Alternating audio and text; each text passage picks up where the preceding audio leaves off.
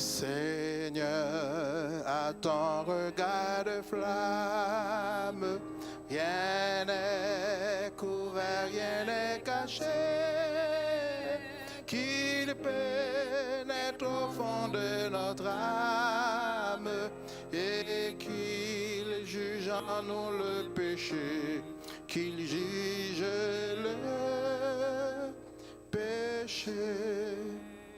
Sonde nos cœurs et nos pensées, nos plus intimes souvenirs, nos œuvres présentes et passées. Sonde nos plus secrets désirs, nos plus secrets désirs. Qu'à la lumière tout paraisse, pour que tout soit purifié. Et quand nous ton esprit ne laisse rien qui ne soit sanctifié, vraiment sanctifié.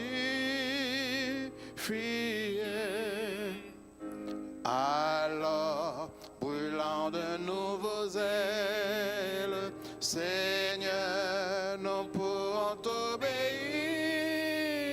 Oh, que la vie est grande et belle pour ceux qui veulent te servir, qui veulent te servir.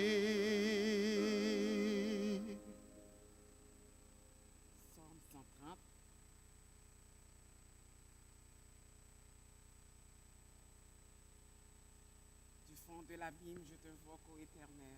Seigneur, écoute ma voix, que tes oreilles soient attentives à la voix de mes supplications.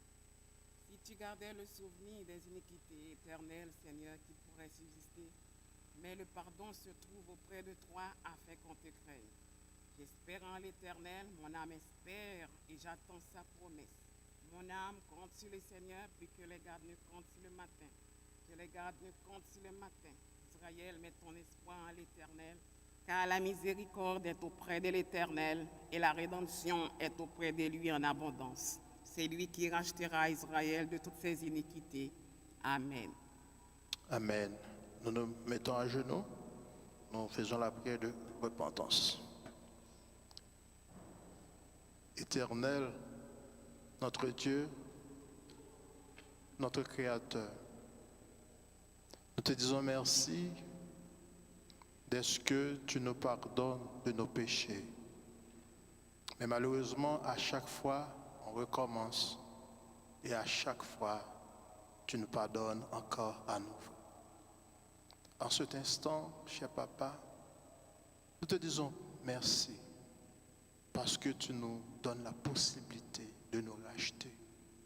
Au prix d'un grand sacrifice, tu as livré ton Fils unique au gibet de la croix pour mettre en place un plan de rédemption pour nous sauver. C'est pour cette raison qu'à chaque fois, nous pouvons venir auprès de toi. N'importe où nous nous trouvons, nous pouvons nous adresser directement à toi pour demander pardon pour nos péchés.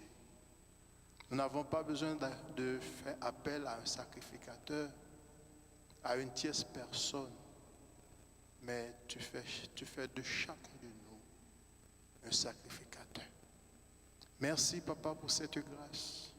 Merci pour ta bonté manifestée envers nous, parce que tu ne nous punis pas selon nos méfaits, selon nos transgressions, selon nos iniquités, mais tu nous punis avec miséricorde, avec beaucoup de compatissance.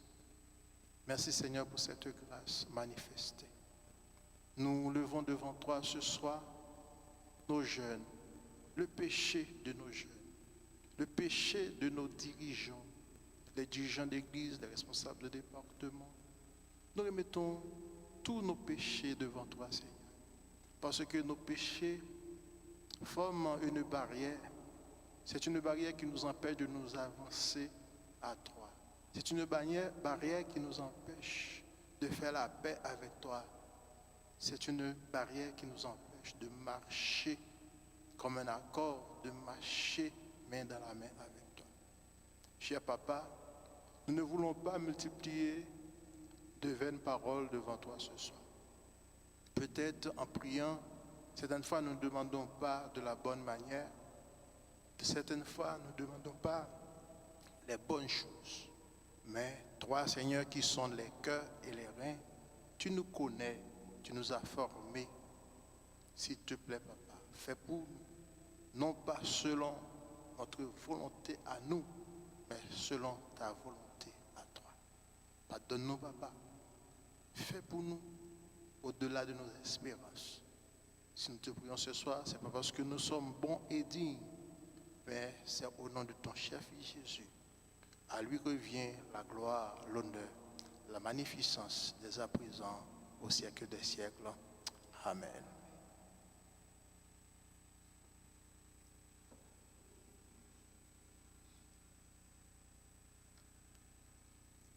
Nous allons chanter le numéro 489. Par la suite, nous lirons le psaume 141. Et quelqu'un qui est disposé et disponible, qui se trouve dans l'assemblée, fera pour nous la prière de consécration et de sanctification. 489. Entre tes mains, j'abandonne.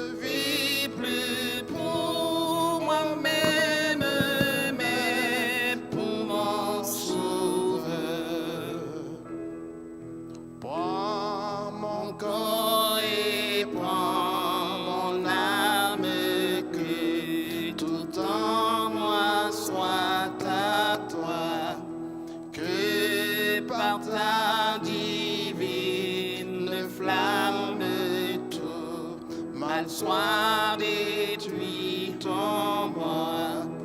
Oui, prends tout.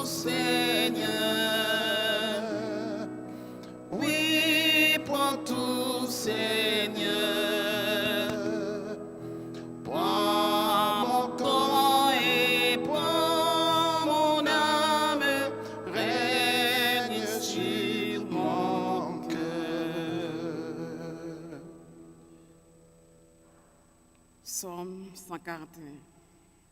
Éternel, je t'évoque, viens auprès de moi.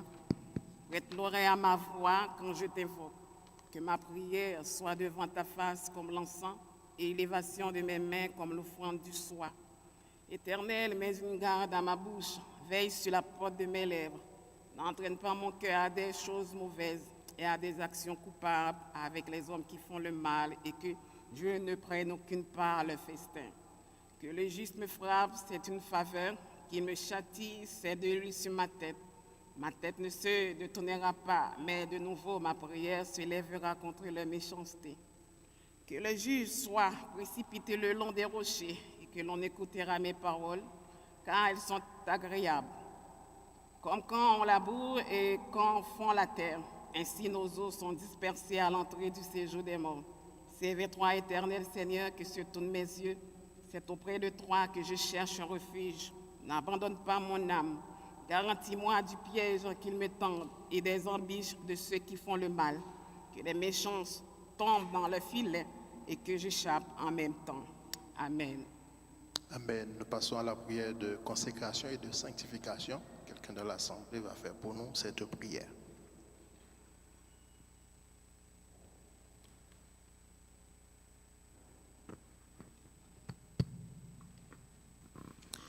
Accueillons-nous, Céleste Père, puisque c'est toi qui as les paroles de la vie éternelle.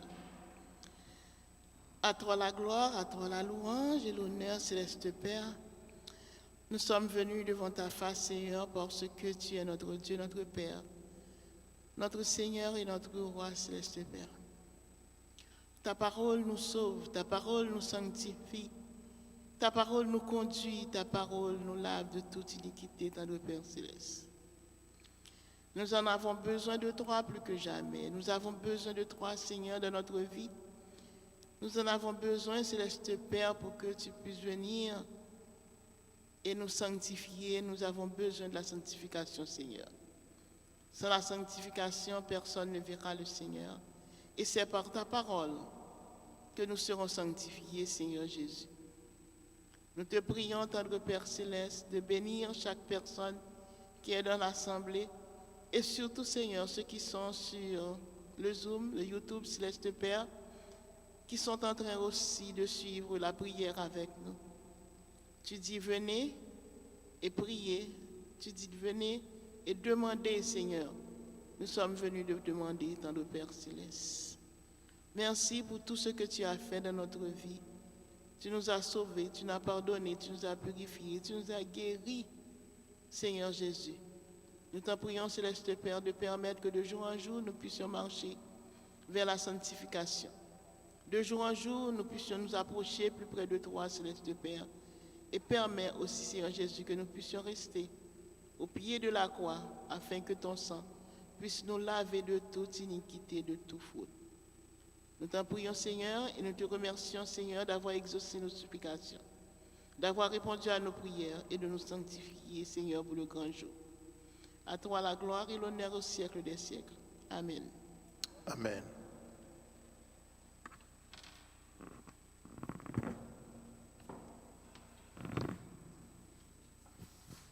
Nous chantons au numéro 24. Alléluia, louange à Dieu.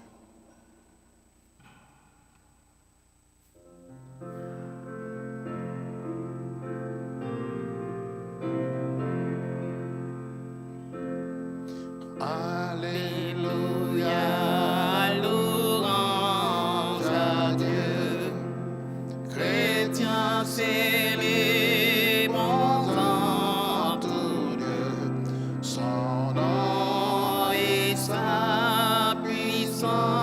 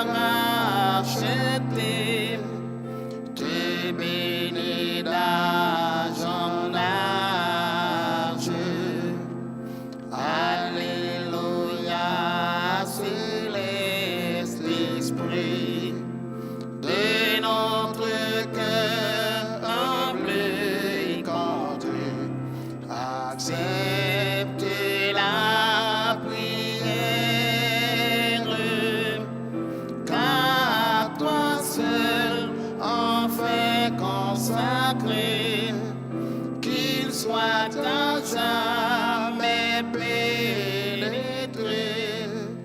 de ta vive lumière.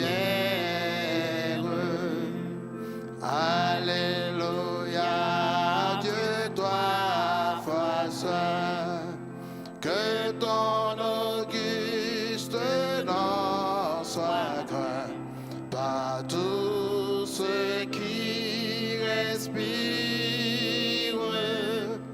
Règne sur ton peuple à jamais, et que tout l'univers en paix adore ton empire. Amen.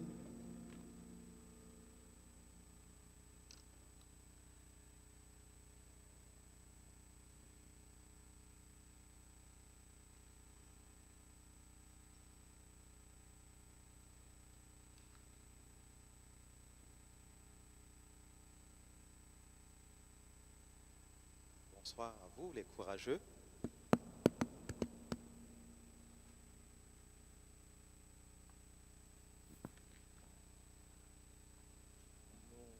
Nous pouvons dire que Dieu nous fait grâce.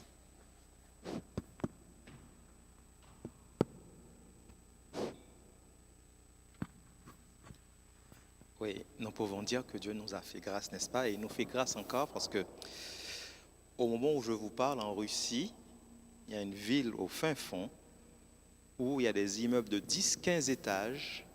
La neige est montée complètement, en fait, je ne sais pas à combien d'étages. Où les enfants, les adultes s'amusent à sauter de leur tour 10e, 12e étage pour se jeter dans la neige. Au point que le gouvernement est obligé de leur dire « Attention, vous ne savez pas ce qu'il y a, s'il n'y a pas des pylônes électriques, s'il n'y a pas des choses en fait finalement pointues, pour pas que vous soyez quand même embêtés. » Parce que la neige, ce n'est pas quelque chose qui va les retenir quand même clairement, ils peuvent s'enfoncer quand même quelque part. Et avec la détérioration en fait nous avons en fait en ce moment un changement atmosphérique. Je ne veux pas quand même dire que c'est parce que c'est nous, c'est pas parce que c'est nous, mais nous comprenons qu'il y a quelque chose qui se passe en ce moment. Et quoi qu'il en soit, il faut retenir une chose, Dieu n'est pas à la base de ce qui se passe. Et si on peut le retenir, je sais qu'on a du mal peut-être à se rendre compte quand même clairement de cela, quand on ne comprend pas tout le parcours d'où on est passé pour arriver là où on est aujourd'hui. Dieu, il n'est pas à la base. Et ça prouve quand même que la création de Dieu a subi une infiltration de ce que Dieu n'a pas créé. Et tout ce qui se passe en ce moment, le Seigneur, il œuvre pour pouvoir vraiment rétablir la situation. Alors, c'est peut-être simpliste, n'est-ce pas? Mais c'est une situation quand même que nous devrions vraiment prendre en compte et comprendre que ce qui se passe en ce moment se passe pour que ce qui devra se passer, pour celui qui doit arriver, revenir, puisse revenir. Mais nous remercions Dieu et nous avons une pensée pour tous ceux qui sont dans des situations pour l'instant catastrophiques, des situations de tempête ou d'autres choses, y compris nous, même si nous sommes à petite échelle par rapport à ces zones, mais nous sommes quand même un petit peu chaque saison dans ces situations. Nous allons en fait chanter un chant pour pouvoir prier ce soir. Et je voudrais vous proposer le 388. 388.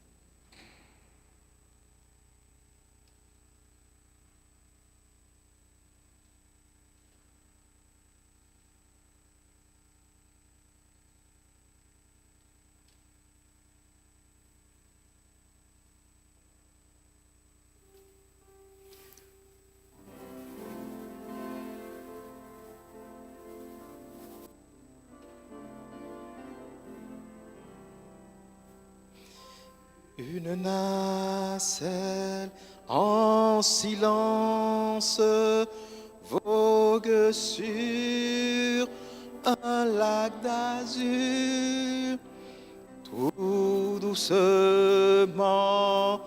elle avance sous tranquille et pure, mais soudain le vent s'élève,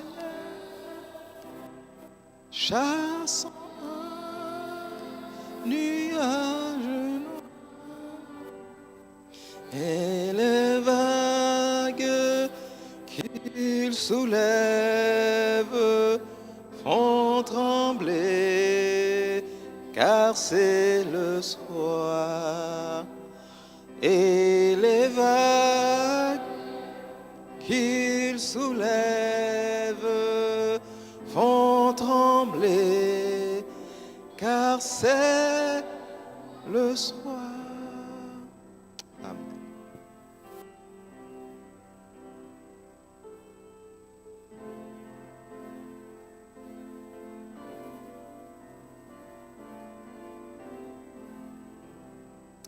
Après alors la détresse des voyageurs éperdus, grande est aussi leur faiblesse,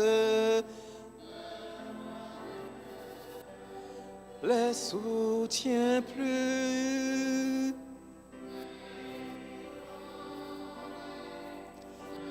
Qui veille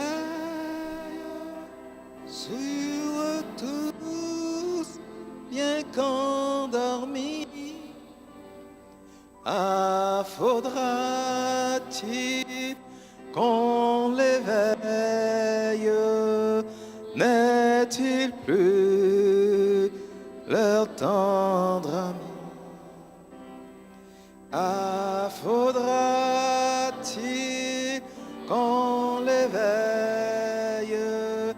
N'est-il plus leur tendre ami? Es-tu donc insensible? Tu le vois, nous périssons. Tout miracle est possible, sauve-nous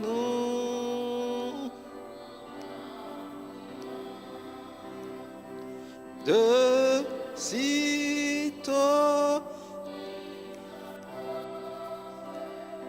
Puis il dit au vent tais-toi, et tendrement reproche d'avoir si peu de foi, et tendrement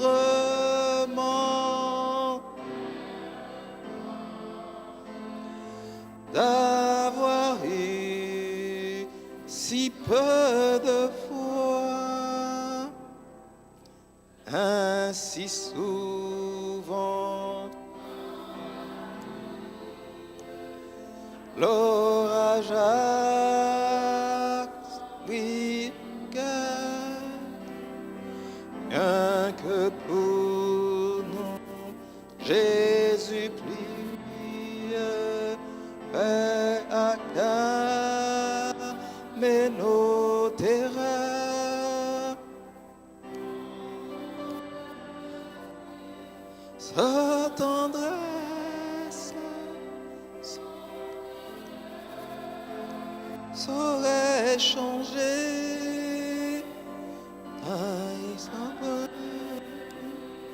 en détresse. Il est toujours le berger.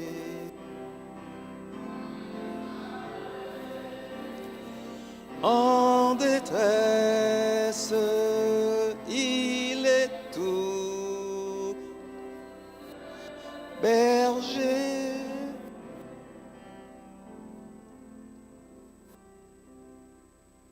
le psaume 11. Le psaume 11.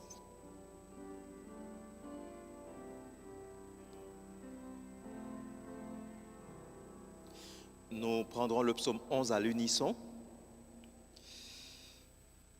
Psaume 11.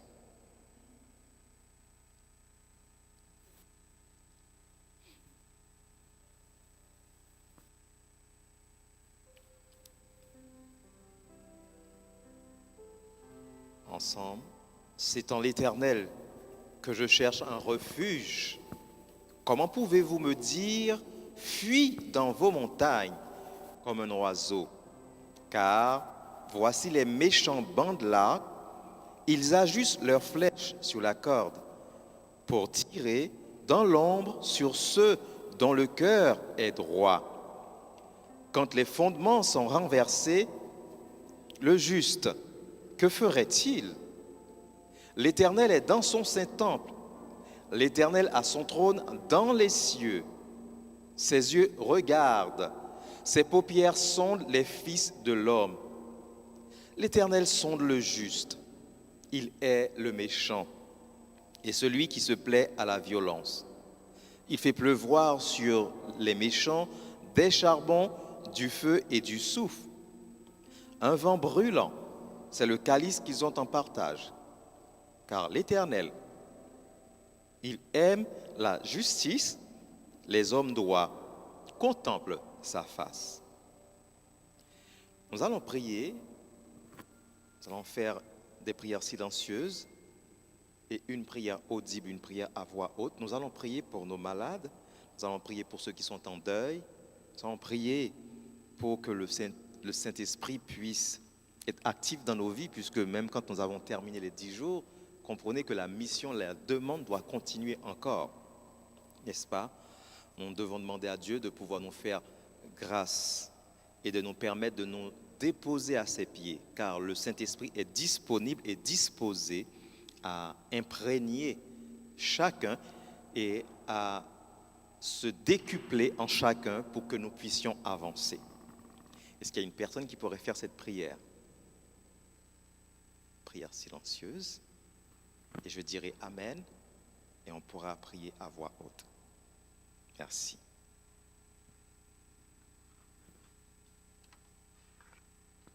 Nous avons le sœur Sonia qui a perdu sa sœur en Haïti et qui est un petit peu... Voilà, ça la bouleverse, d'autant plus qu'elle s'est fait opérer il y a quelque temps au niveau des yeux, cataracte, je crois. Alors, il y en a beaucoup dont nous n'avons pas de nouvelles. Nous prierons pour eux aussi, dans nos prières silencieuses. Et malgré le fait que nous allons entendre une prière audible, une prière à voix haute, nous devons continuer à prier. Ne disons pas Amen dès que la personne commence à prier pour pouvoir cesser. Continuons à prier, nous, dans nos cœurs, car nous avons beaucoup de requêtes personnelles, requêtes en tout genre. Okay? Merci.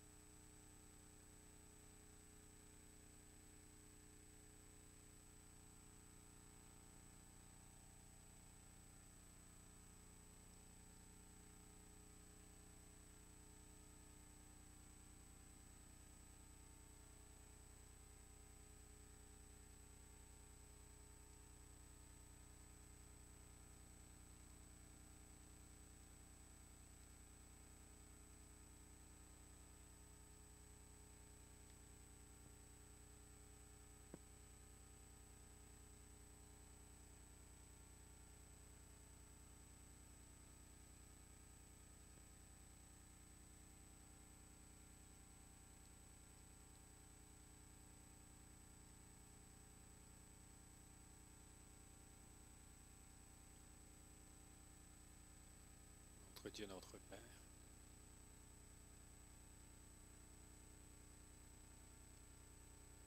nous bénissons ton Saint-Nom en ce moment.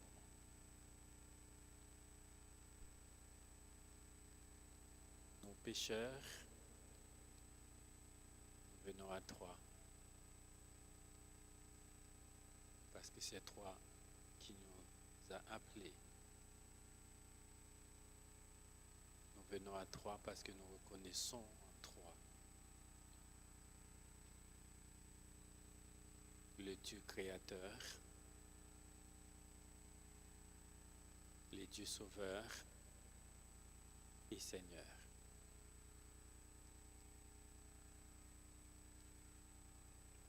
Nous bénissons ton Saint-Nom parce que toi-même dans ta parole tu nous dis et tu nous invites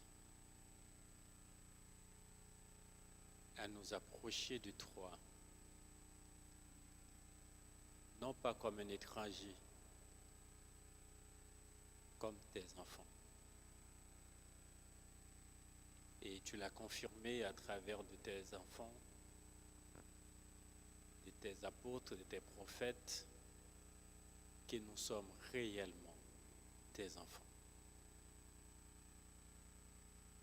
Merci Seigneur pour cette révélation, car en nous approchant vers toi avec le statut d'enfant, nous venons avec conviction que tu as le meilleur pour nous.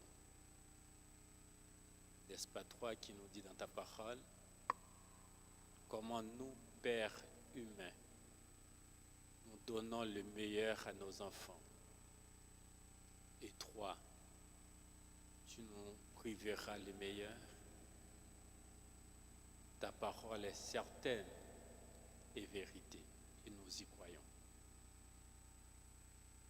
Merci également, Seigneur, pour le don du pardon. Nous avons déjà formulé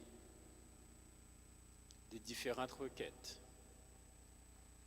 Nous avons déposé à tes pieds nos confessions et nous avons l'assurance de ton pardon puisque c'est toi qui nous promets. Mais en ce moment, avant de nous tendre l'oreille à ton enseignement, nous venons encore à toi pour te demander ton secours, pour te demander ta grâce, pour te demander ton accompagnement de toutes sortes. Que tu nous donnes, Seigneur, la puissance du Saint-Esprit qui ouvrira notre entendement et nos yeux afin de pouvoir te contempler dans ta grandeur. Car nos égarements, Seigneur, parfois c'est un manque de connaissance de ce que tu es. Et en ce moment, fais-nous grâce de pouvoir te contempler par les yeux de la foi. Nous voulons remettre entre tes mains, Seigneur, également cette communauté. Aide-nous, Seigneur, à chercher cette puissance en toi, afin que nous puissions nous unir, car tu as fait l'œuvre du départ, en unissant le ciel et la terre par le grand sacrifice sur la croix. Et pour que cette unité soit effective, nous devons avoir également celle horizontale. Autrement dit, de vivre comme tes enfants, dans une communauté d'enfants, et toi le Père. Nous te prions pour l'ensemble de la communauté et de manière aussi individuelle. Car le fait que nous sommes sur terre, nous vivons dans les conséquences du péché, nos besoins sont à géométrie variable. Nos besoins doivent être personnalisés.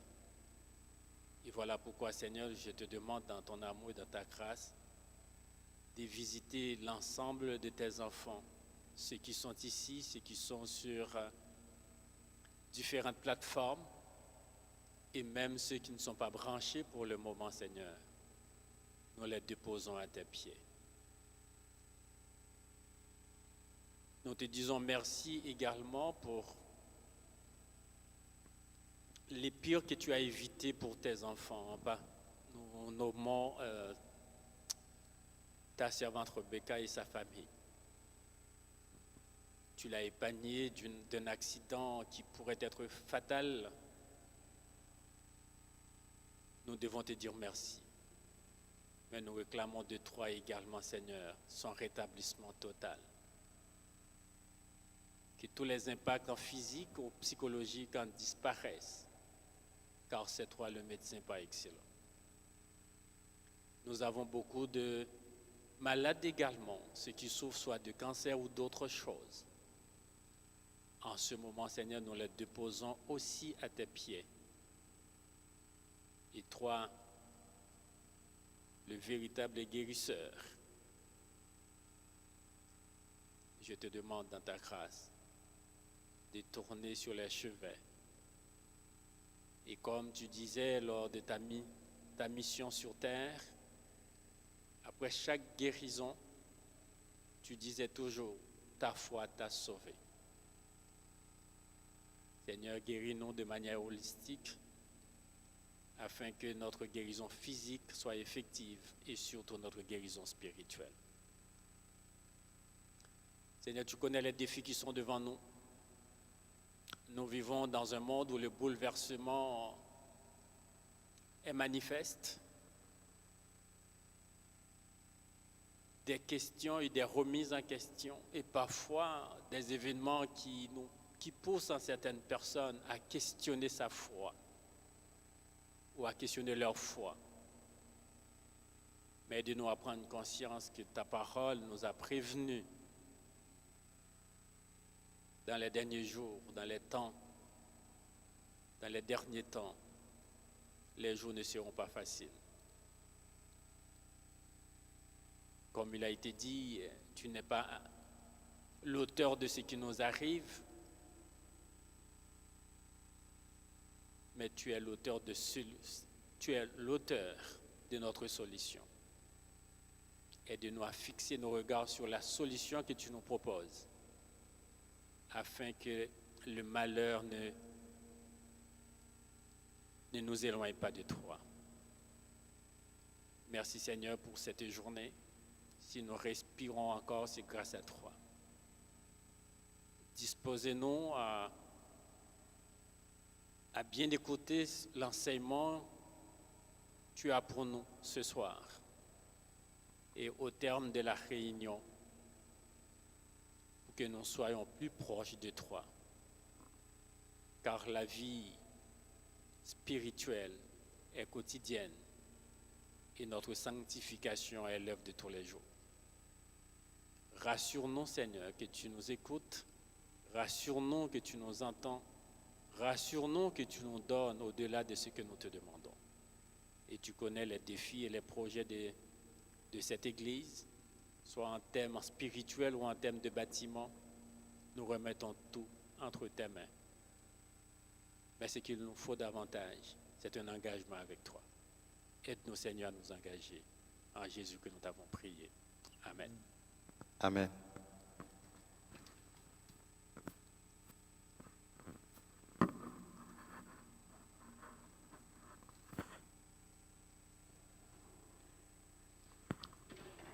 Ce soir, nous allons aborder un sujet qui est d'une importance capitale. L'amour de Dieu. Jésus, nous pourrons dire, est la personnification de l'amour de Dieu. C'est le vrai visage de Dieu. Dieu est amour, nous dit le texte. Et si nous, en guise d'introduction, n'est-ce pas, avant de prendre beaucoup de versets, nous pourrions dire quand même clairement que nous sommes dans un monde compliqué, nous sommes dans un monde où nous avons l'impression que l'homme est un loup pour l'homme,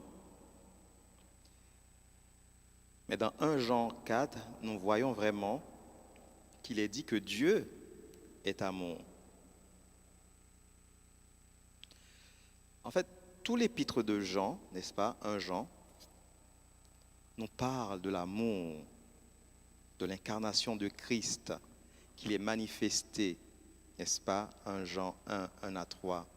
Et il continue en disant que Dieu est lumière. Et il poursuit quand même pour pouvoir parler du péché et de la nécessité d'être purifié du sang du Christ et de ce commandement ancien et de ce commandement qui est nouveau. Ça veut dire que ce commandement, en fait, transcende l'espace-temps. Et nous voyons que la vie éternelle que Dieu veut nous redonner, n'est-ce pas, la vie éternelle qu'il veut nous redonner, c'est le résultat de son amour. Mais il nous dit clairement, pour avoir la vie, nous-mêmes aussi, nous devrions l'imiter. Nous parlons d'amour, nous pensons savoir aimer, mais nous ne savons pas aimer. Les êtres humains ne sont pas amour, mais peuvent refléter l'amour comme le soleil reflète la lumière, comme la lune reflète la lumière du soleil. Mais il faut vraiment quand même qu'on absorbe en fait tout de Dieu. Et le problème que nous avons, c'est que nous ne l'absorbons pas. Nous voulons absorber tout, sauf en fait finalement, c'est comme si être en la présence de Dieu, c'est quelque chose qui est négatif, c'est quelque chose qui nous fatigue, c'est quelque chose qui nous ennuie.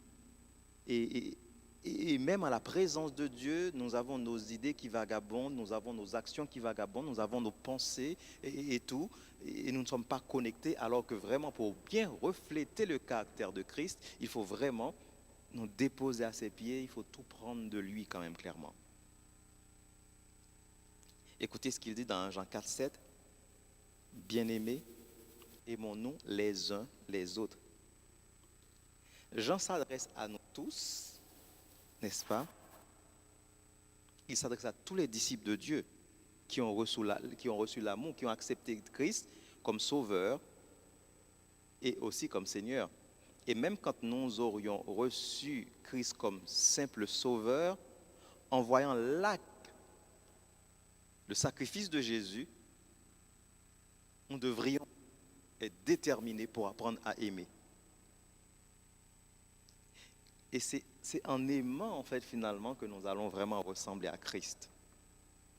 L'amour de Dieu, c'est quelque chose d'essentiel. Quiconque aime, dit le texte, est né de Dieu et connaît Dieu. Du coup, nous pouvons sortir tous les versets que nous voulons pour démontrer que nous sommes de Dieu, que nous connaissons Dieu ou que nous apprenons à le connaître. Nous avons l'obligation de pouvoir refléter son caractère, l'amour, ce qu'il est, de l'imiter. Et souvent, nous faussons le sens de cette déclaration. Les humains aiment leur famille, la campagne, le travail. Nous pouvons aimer nos chiens, nous pouvons aimer nos voitures, nous pouvons aimer tout en fait finalement. Le mot français ne fait pas honneur à ce qu'est l'amour. En anglais, bon, encore à la rigueur, like, love, ok. Mais c'est quand on va dans le grec qu'on voit vraiment, il y a à peu près quand même au moins 7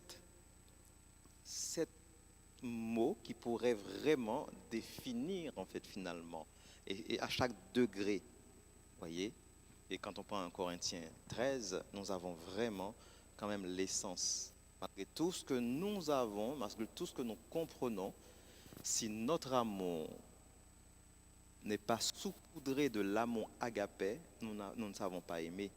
Nous aimons de manière égoïste. Bon, de nos jours, nous l'acceptons. Quel père, quelle mère va avoir son enfant pour le voir partir avec un homme ou avec une femme qui va maltraiter?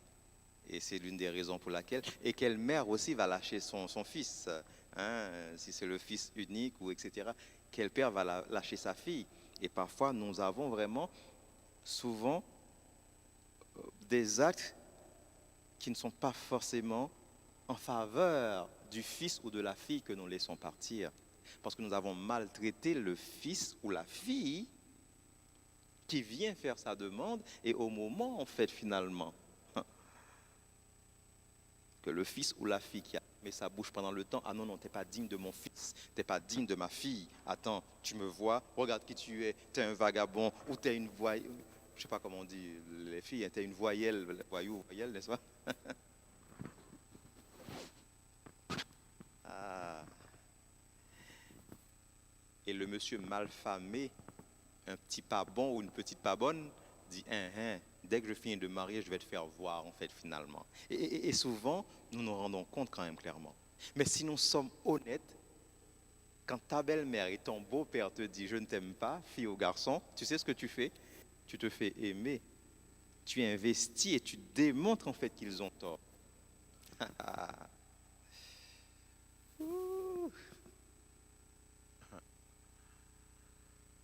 Il n'y a aucune personne dans sa vie qui va être aimée de tout le monde.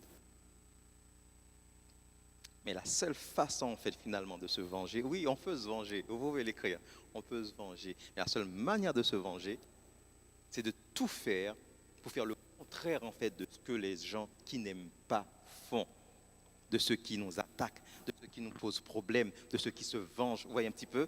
C'est la meilleure des vengeances, c'est de faire le contraire, c'est de ressembler à Jésus-Christ. Voilà notre seule vengeance. Je sais que ce n'est pas facile. Voyez? Il faut l'admettre, le mot « quiconque aime » désigne l'amour que nous avons en Jésus-Christ.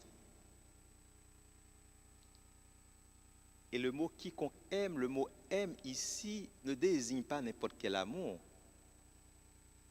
Je peux faire n'importe quoi et mettre l'amour dessus. Non, il faut qu'on voit à la base en fait de ce que je fais que waouh, si Christ était là, c'est ce qu'il aurait fait.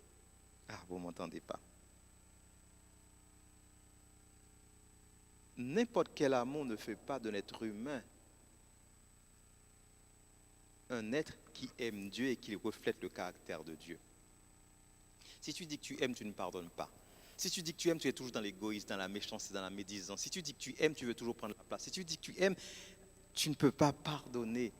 1 Corinthiens 13, en fait, c'est quelque chose qu'on devrait quand même décliner dans nos miroirs, parce que nous sommes tout le temps en train de nous regarder pour voir si nous sommes beaux, si nous sommes belles, n'est-ce pas?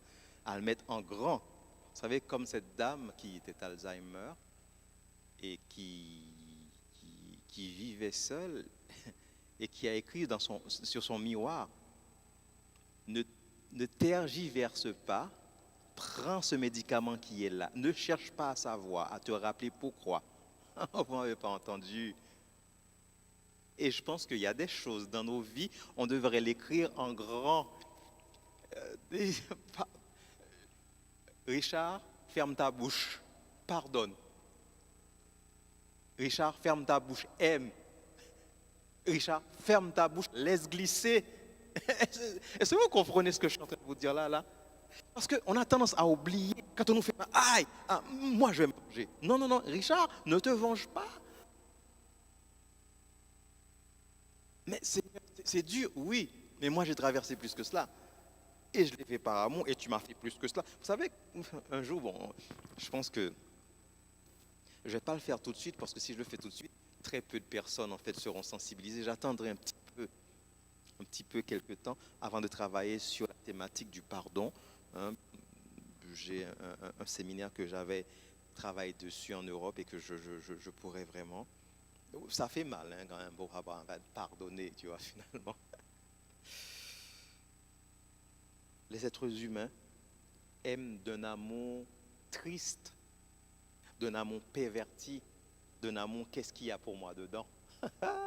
Écoute, quel père, quelle mère ou quelle femme, surtout les femmes d'aujourd'hui ou les hommes d'aujourd'hui, bon plus les femmes d'aujourd'hui quand même, n'est-ce pas? Les hommes, nous savons aimer, n'est-ce pas? Hein? Les femmes vont dire, ouais, si tu m'aimes, qu'est-ce que tu m'apportes? J'ai besoin d'un homme qui puisse prendre soin de moi, qui puisse me donner ce dont j'ai besoin. J'ai une blague comme ça, j'ai vu une blague comme ça passer ce matin. La fille vient, tu sais, j'ai besoin que tu puisses prendre soin de moi, que tu me donnes de l'argent, que tu me donnes en fait tout ce dont j'ai besoin. Et tout, et le monsieur dit, ah ok, tu as besoin d'un père, mais je vais t'emmener chez ton père. Il n'y a que ton père ou ta mère, en fait, tu vois, qui te doivent tout quelque part. Mais quand tu rentres...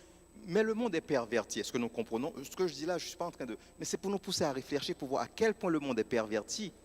Et que trouver quelqu'un qui va t'accepter. Et c'est vrai que nous ne sommes pas Jésus-Christ, hein, je dépose ça là, nous ne sommes pas Jésus. Quelle personne va t'aimer tout en sachant que tu ne l'aimes pas, d'entrée de jeu? On a même sorti autant être seul que d'être mal accompagné. Tu comprends? C'est pour te dire tellement que la tâche, elle est énorme, et c'est tout à fait normal quand même que nous ne soyons pas quand même engagés dans une situation, en fait, quelqu'un qui va te maltraiter quelque part. Et c'est là que je vous montre, je sais que je vous choque quand même dans ce que je suis en train de dire quelque part, hein. C'est là que je vous choque quand même, et c'est là que je vais vous montrer que Christ, lui, tout en sachant que nous avons une propension à le maltraiter, à le rejeter, à l'humilier, il nous aime quand même. Bon, je ne veux pas vous maltraiter le cerveau, on va laisser ce sujet, n'est-ce pas? Mais vous comprenez quand même que dans la réflexion et dans le raisonnement en fait que je suis en train de faire avec vous, pourquoi je le fais? C'est pour que nous puissions monter notre capacité à raisonner à ce niveau, pour que nous puissions faire le minimum syndical que nous sommes capables de faire et de le faire sans broncher. Ah, vous ne m'avez pas entendu. Ce n'est pas que je sais que nous sommes capables de le faire, hein, parce que personne ne peut faire ce que je suis en train de dire là. Hein. Mais comme nous sommes censés ressembler à Christ, comme Christ l'a fait pour nous, l'amour agapé, nous devrions monter un peu plus haut notre niveau de raisonnement afin qu'on puisse descendre de nos grands chevaux, vous ne m'avez pas entendu, et que nous puissions commencer à apprendre à aimer de la bonne manière. C'est un pas que tu peux faire dans l'amour, fais ce pas ferme et sûr en ayant Christ en image quand même finalement, pour que l'amour que tu portes, la virgule d'amour que tu vas apporter, que cette virgule d'amour soit à la hauteur de Christ. Christ ne nous demande pas en fait d'aimer comme il aime en claquant des doigts comme cela. Si nous ne le fréquentons pas, nous ne pouvons pas aimer à cette manière. Vous comprenez? Nous allons aimer à la manière du monde parce que nous sommes enfouis dans le monde, tout ce que nous voyons autour de nous, tout ce que nous voyons. On l'avait dit dernièrement, ce n'était pas avec vous, c'était avec les jeunes. Oui, peut-être avec vous aussi, nous récitons en fait ce truc à la première personne, je me moi, me, myself and I. Nous le récitons. C'est la nature humaine. Avoir une démarche d'autoprotection, je fais pour toi, tu fais pour moi. Et du coup, c'est un deal que nous faisons, nous ne savons pas aimer. De prime abord. Peut-être en cours de route, nous allons découvrir quelque chose quand même qu'il a. Et nous ne saurons pas pourquoi on a aimé notre femme, pourquoi on a aimé nos maris, pourquoi nous aimons nos enfants, pourquoi nous aimons nos parents. Parce que si nous savons pourquoi nous aimons, c'est que nous n'aimons pas vraiment, quoi, tu vois, quelque part. Ah, vous ne m'avez pas entendu. Est-ce que vous m'entendez? Est-ce que vous me comprenez? Arrête de jouer le philosophe, Richard. Regardez, rentrez dans le sujet. Allez. Mais c'est tellement beau que, tu vois. 1 Jean 2, 25, quelqu'un peut lire pour moi? 1 Jean 2, 25.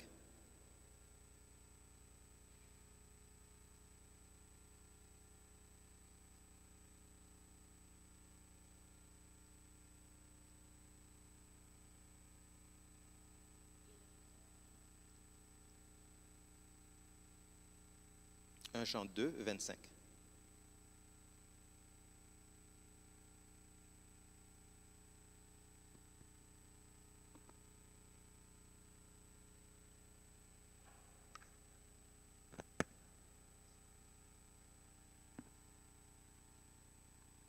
Jean 2, 25. Et la promesse qu'il nous a faite, c'est la vie éternelle.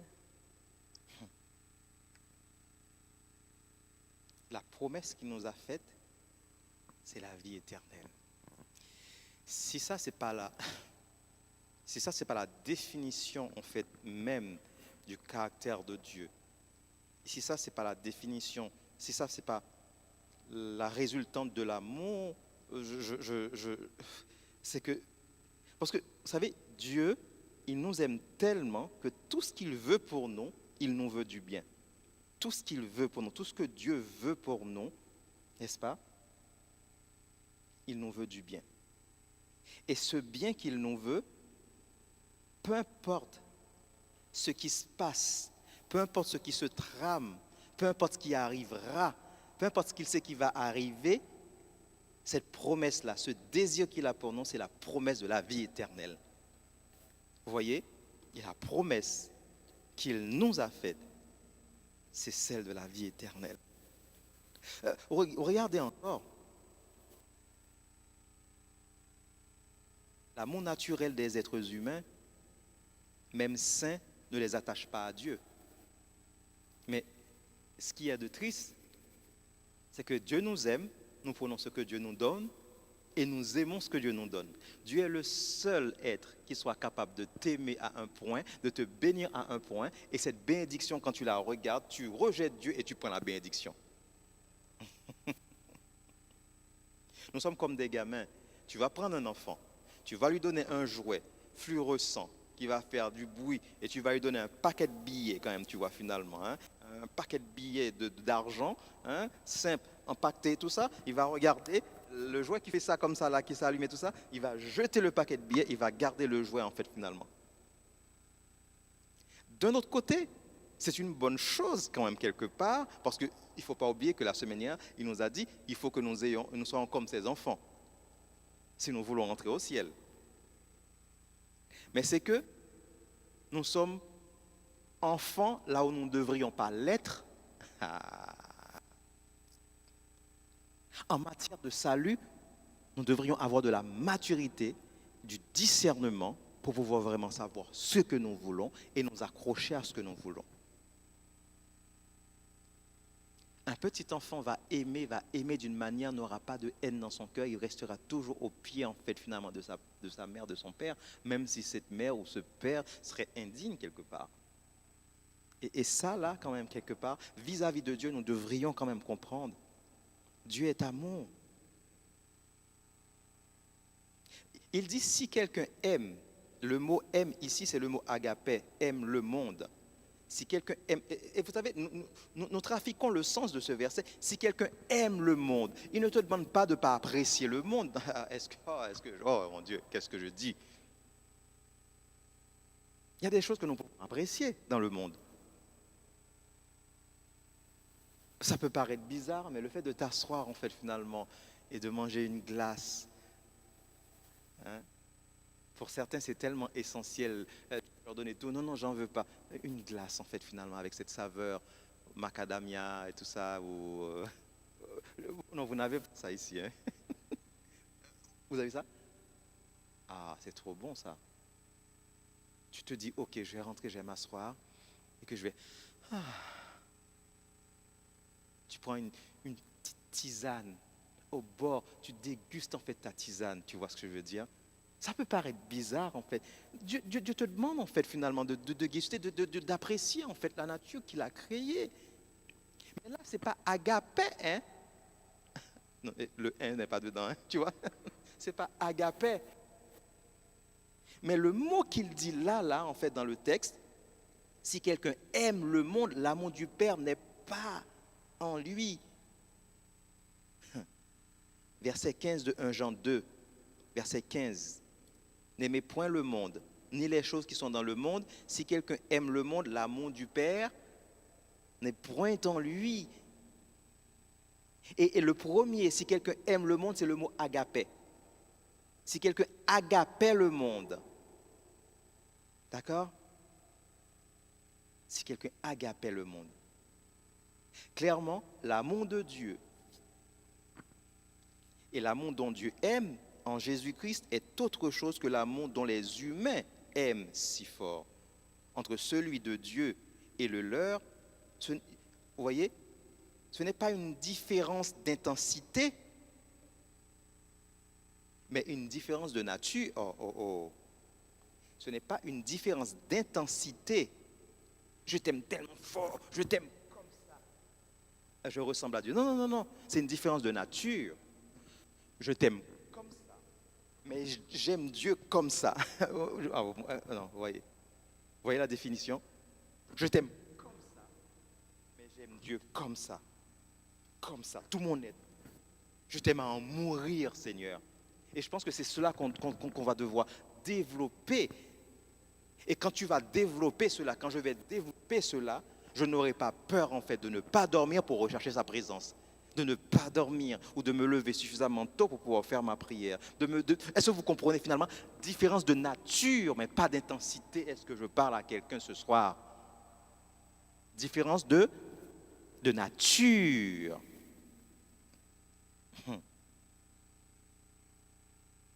L'amour. Celui qui n'aime n'a pas connu Dieu.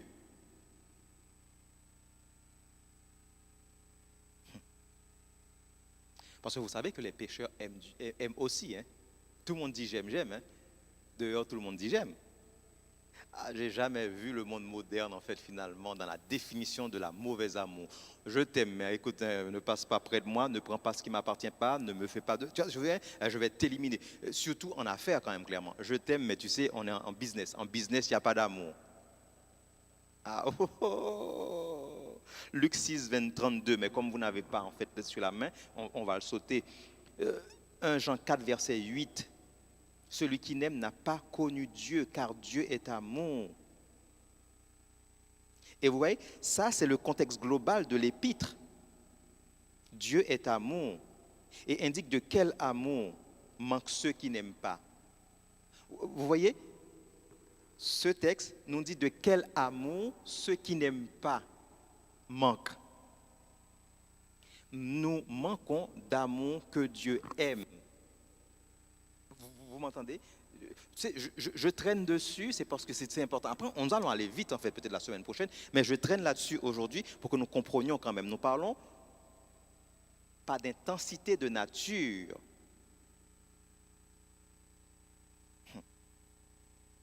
Et nous parlons de manque d'amour.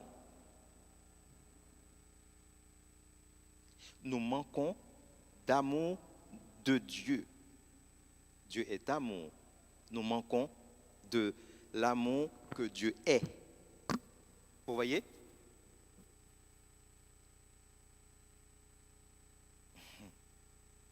Selon l'analogie des Écritures, Dieu est amour ne signifie pas qu'il hébergerait en lui-même tous les amours possibles parmi les humains, ni que Dieu se confondrait avec une valeur supérieure nommée amour universel. Ce n'est pas du tout ce sens, parce que l'enjeu n'est pas que des humains fusionnent et vibrent, mais qu'ils soient sauvés de la perdition. Dieu nous aime tellement qu'il a donné sa vie pour nous, car, Jean 3, comment on le dit encore? Jean 3, 16. Car Dieu a tant aimé, qu'il a fait quoi? Qu'il a donné son Fils. Dieu a tellement agapé, Dieu est agapé, et c'est parce qu'il est agapé que de manière normale, la résultante de l'agapé de Dieu, c'est de voir vraiment ce qu'il a créé est en train de périr, qui dit non, oh yo, c'est bon. C'est pas parce que nous sommes supérieurs, hein, c'est pas parce que nous sommes tellement... Il peut faire son nom, mais s'il fait son nom, c'est qu'il... En fait, quand on regarde en fait le schéma de Dieu, il aurait choisi de faire son nom, il n'aurait rien perdu.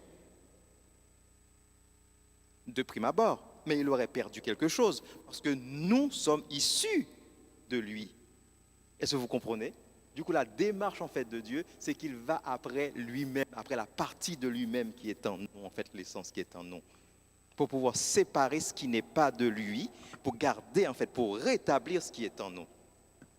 La création, tout vient de Dieu. Est-ce que vous comprenez? En fait, en dehors quand Dieu dit il a créé ex nihilo, à partir de rien, à partir de lui.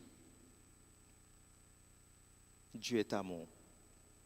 L'amour de Dieu, pour nous, se rencontre en qui? En Jésus-Christ. 1 Jean 4, verset 9. Quelqu'un peut lire pour moi?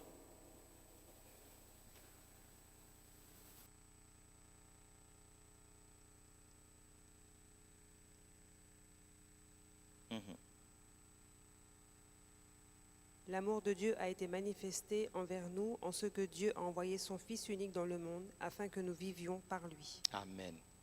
C'est comme si c'est une autre manière de dire l'amour divin. Et l'amour de Dieu envers les élus est justement l'offre de les accueillir dans l'amour qu'il a pour Jésus. Il aime. Il est amour.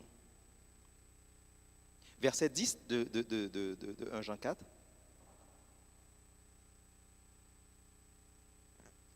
Et cet amour consiste non point en ce que nous avons aimé Dieu, mais en ce qui nous a aimés et a envoyé son Fils comme victime expiatoire pour nos péchés. C'est important à admettre, n'est-ce pas?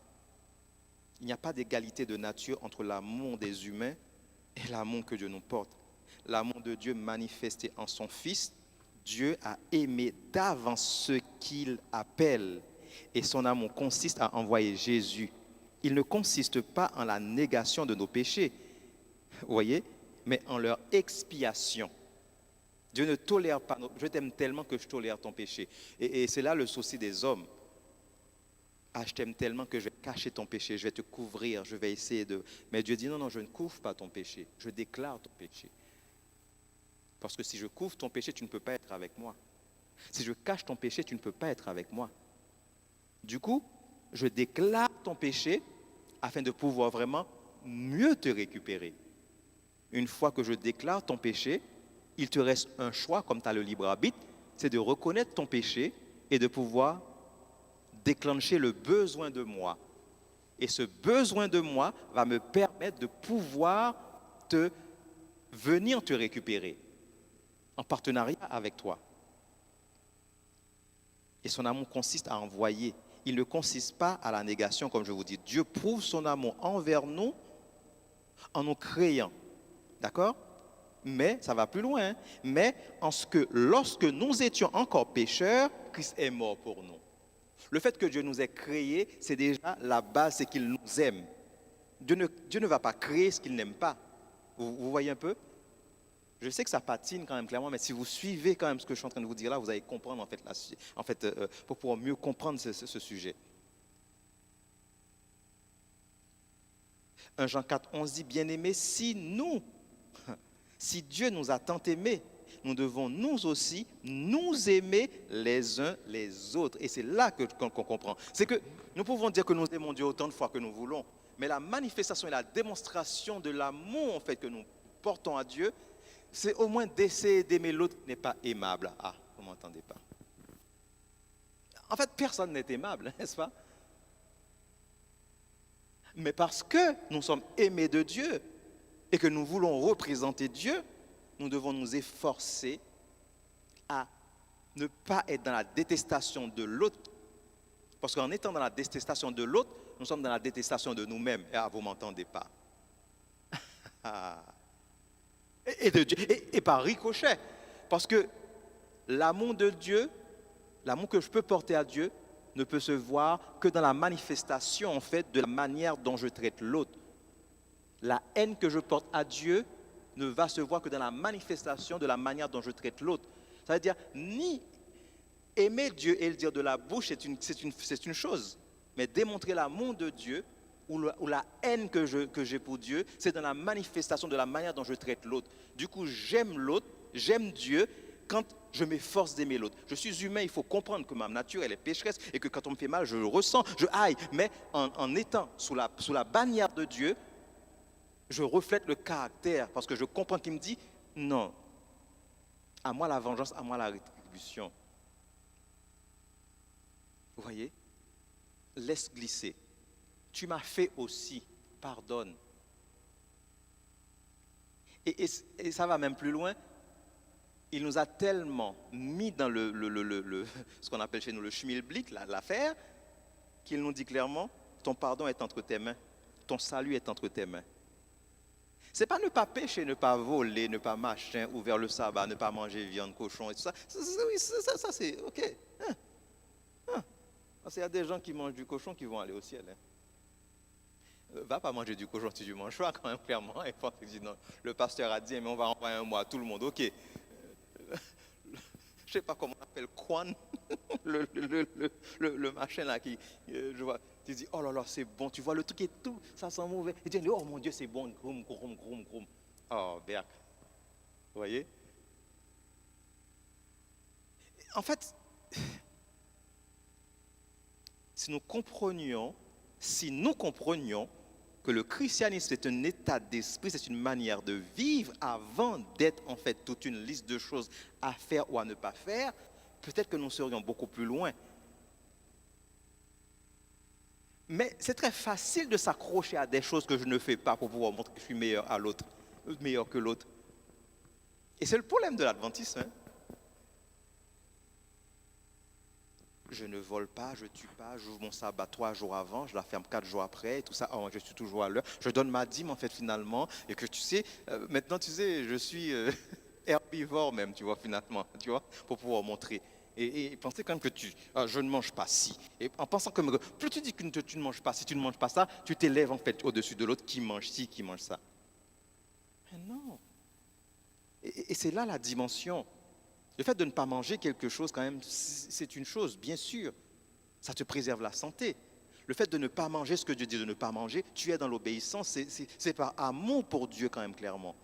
Mais le fait d'utiliser ce que tu manges ou ce que tu ne manges pas, parce que tu as eu une vérité que l'autre n'a pas encore ou refuse d'avoir, ça ne te met pas au-dessus de l'autre. Est-ce que je parle à quelqu'un ce soir? Alors, revenons à Jean, parce que j'ai été trop loin. Il répète, bien-aimés, si Dieu nous a tant aimés, nous devons nous aussi aimer les autres. Nous avons vu et nous témoignons que le Père a envoyé son Fils comme sauveur du monde. 1 Jean 4, 14 et même verset 15. Dieu est amour, celui qui demeure dans l'amour demeure en Dieu, et Dieu demeure en lui. Verset 16. Pour la deuxième fois, Jean affirme que Dieu est amour et que par cet amour-là, il nous ouvre un lien avec lui. Le verset signifie nous tenir dans l'amour rencontré par la foi au Christ crucifié est la garantie de notre lien à Dieu et de son lien avec nous, pardon. L'épître entière de Jean, vous voyez, n'assimile pas Dieu à un grand idéal d'amour sans condition, car il a d'abord écrit « Celui qui garde ses commandements demeure en Dieu ». Et c'est toute la différence qu'il y a aujourd'hui avec ceux du dehors qui pensent « tu aimes, youpi !» et tu dans tous les sens « j'aime ». Et c'est pour cela que beaucoup de grands chefs dans les autres obédiences volent, détournent, couchent à droite, à gauche et machin, ramassent, sont vraiment limite des mercenaires pour beaucoup et pensent quand même qu'ils sont aimés.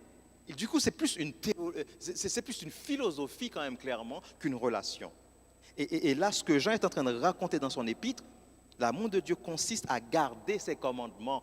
Et c'est là que ça met en lien le fait de me dire, ah oui, nous sommes plus sous la loi, sous la grâce, etc. C'est que tu ne comprends pas ce que ça veut dire, être sous la loi et ne pas être sous la loi, être sous la grâce et ne pas être sous la grâce.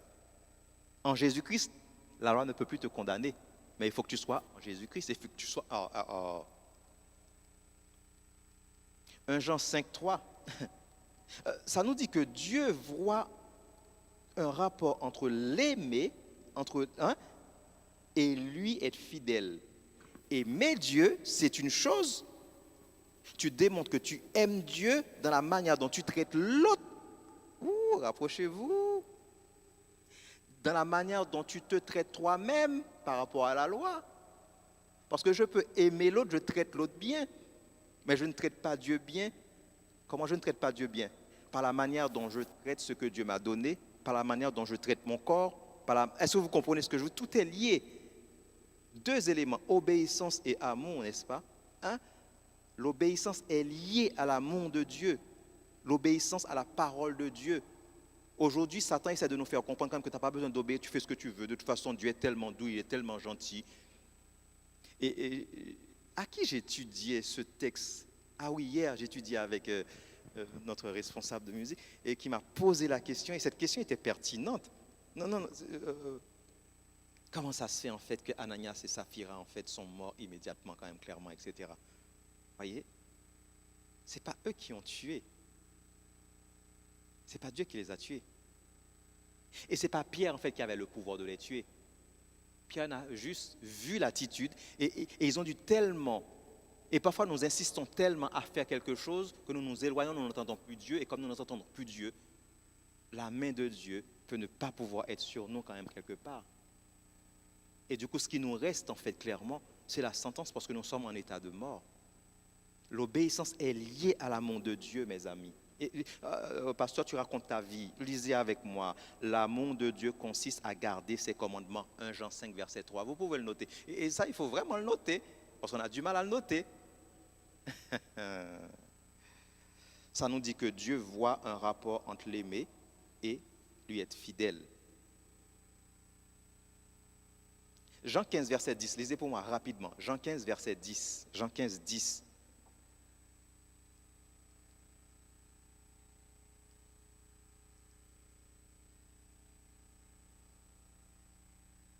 Rapidement. Jean 15, 10.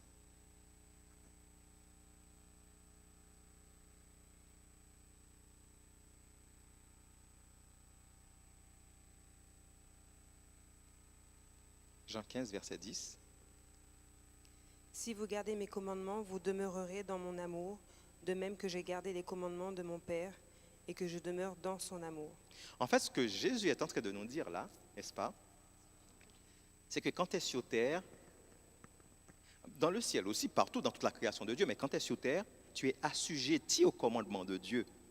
Pourquoi je dis sur terre? C'est parce que c'est la terre que nous avons. Des fois, nous voulons aller tellement loin des choses qui ne nous concernent. Pour l'instant, le ciel, ce qui se passe là-haut ne m'intéresse pas, quoi, tu vois, finalement. C'est pas que ça ne m'intéresse pas, je rêve, mais ça n'a pas d'incidence sur moi, ce qui se passe là-haut. C'est ce qui se passe sur terre. Et Christ est en train de nous dire, sur terre, nous avons le devoir d'obéir. Qu'est-ce qui me fait dire ça? Christ n'a jamais utilisé ses fonctions pour pouvoir faire quoi que ce soit sans demander au Père. Il connaissait la parole de Dieu. Il obéissait, il était dans la soumission. Du coup, sur terre, je dois apprendre à obéir. Je dois me soumettre à la volonté de Dieu. Il me dit d'aimer, j'aime. Peu importe la personne, que la personne soit aimable selon moi, selon les humains, ou pas aimable. D'ailleurs, personne n'est aimable. Mais Dieu, il aime quand même. Il dit, moi, ce que je vous demande, c'est d'aimer.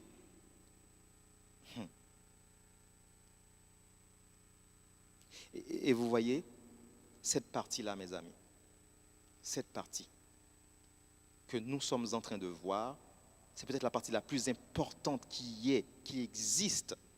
Mais c'est la partie que tout le monde néglige. Ah bon, c'est quoi ces messages-là? Ah, pasteur, nous connaissons ça depuis que nous sommes enfants. Donne-nous de la consistance. Donne-nous quelque chose de plus consistant. C'est quoi ces études bibliques-là? Écoutez-moi, si nous ne commençons pas par là, nous tombons dans les mêmes pièges que les autres tombent.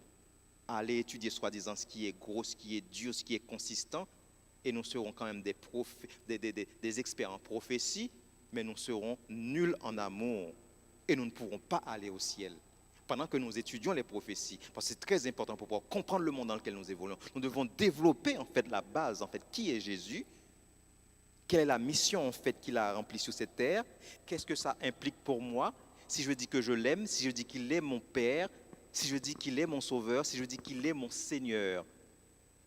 Et ma prière pour vous et pour moi ce soir, alors que je termine, c'est que le Seigneur puisse nous donner, nous faire la faveur de nous permettre d'avoir le discernement et la compréhension pour que nous puissions comprendre que Jésus est le vrai visage de Dieu.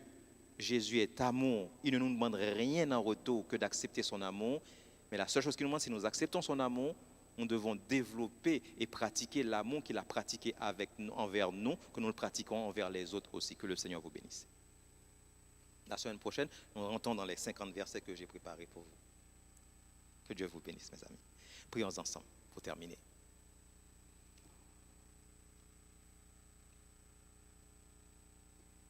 Notre Père et notre Dieu, je voudrais te dire merci pour ce message. Merci Seigneur Papa, de ce que tu nous as permis de comprendre que tu es amour. Tu n'as pas d'amour, mais tu es amour, l'amour agapé. Et peu importe l'amour que nous allons développer, que nous puissions le développer sur la base de ton amour, comment tu nous traites. Et que si nous voulons t'aimer, Seigneur, et démontrer que nous t'aimons, nous devons, Seigneur Papa, le démontrer à travers la manière dont nous traitons les autres, Seigneur. Aide-nous, s'il te plaît, car ce n'est pas facile. Personne ne peut aimer comme tu aimes si le Saint-Esprit n'est pas en nous. Aide-nous à nous oublier, afin de nous ouvrir pour que ton Esprit puisse transformer nos cœurs, ouvrir nos yeux sur le ciel et moins sur la terre, afin que nous ne puissions pas laisser les choses de la terre nous pousser à devenir comme l'ennemi, à devenir méchants, à faire du mal, à ne pas pardonner, à ne pas aimer. Aide-nous à comprendre que c'est une question de nature d'amour et pas de quantité d'amour, Père éternel. Et aide-nous, s'il te plaît, je t'en supplie, à ne jamais oublier que tu es amour et que tu veux que nous puissions refléter cet amour. Que ton nom soit glorifié. Au nom de Jésus, nous te prions, Père. Amen. Bonne soirée à tous.